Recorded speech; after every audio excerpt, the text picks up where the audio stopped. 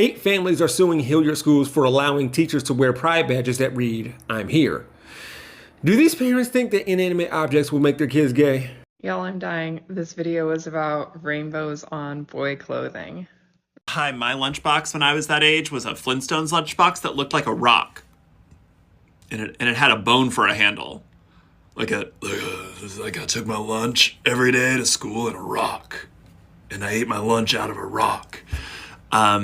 And I'm a big homo now, so I don't think it's the lunchboxes. The parents, in a lawsuit filed earlier this week, want the U.S. District Court in Columbus to issue an order prohibiting LGBTQ+ issues and discussions, and to prohibit Hilliard teachers from wearing badges that show their support for LGBTQ+ students.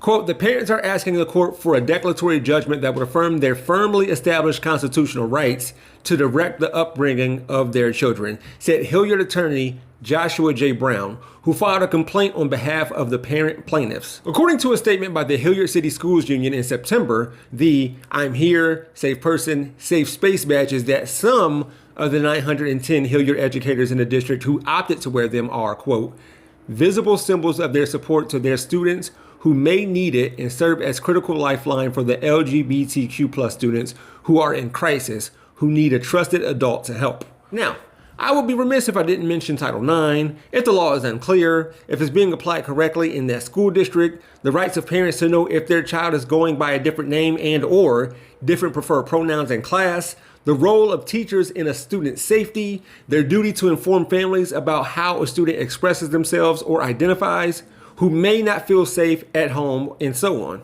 You know, all the stuff that these Hilliard parents pretend to care about, maybe. Anyways, when you realize that this Hilliard lawsuit claims that to wear these "I'm Here" badges is, quote, to specifically solicit from children as young as 6 years old private, intimate conversations about sexual behaviors. So, before I continue, let's talk about some more news from this week at another Columbus area school district in order for me to put this in perspective. Pickerington police reported that the stepfather of a junior high student died by suicide at Pickerington Ridgeway Junior High School. Police Chief Todd Cheney said a student's mother and stepfather were at the school in regards to a non-criminal school-related situation involving the student. During that meeting, the school learned of a possible criminal violation and called police. The alleged criminal act was committed by the stepfather and did not occur on school property. The responding detective went into the school's office to speak with the stepfather, and the two had a brief conversation before the man produced a handgun and took his own life, according to Cheney. I want this juxtaposition to be clear. The guise of constitutional rights.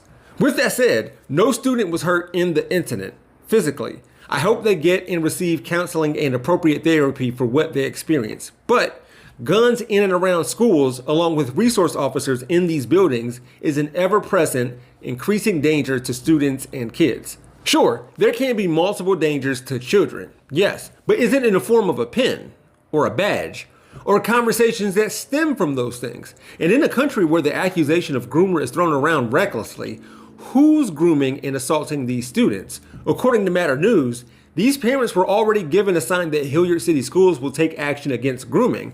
The most recent teacher in Hilliard, who was accused of having an inappropriate relationship with a student, resigned in December after being placed on administrative leave. He is, by all accounts, a heterosexual man with a wife and children. There are 16,500 students in this school district, according to the Hilliard City School website. How many of them will need to see this kind of representation? 0 will be queer because of a lunchbox had rainbows or something like that. Furthermore, these badges don't say, "Ask me about the gay sex I'm having." It says, "I'm here." And really, this is what these 8 families don't want. They don't want gay teachers in the classroom. They don't want queer people here at all to exist. For Rebel HQ, I'm Jeff Wiggins. My architect knows Japanese. For more from the Young Turks, stay right here. If you haven't seen my video called "Cop Instantly Regrets Confronting This TikToker," then you should watch it. Click that link in the description and the Jeff Wiggins hashtag for more of my content.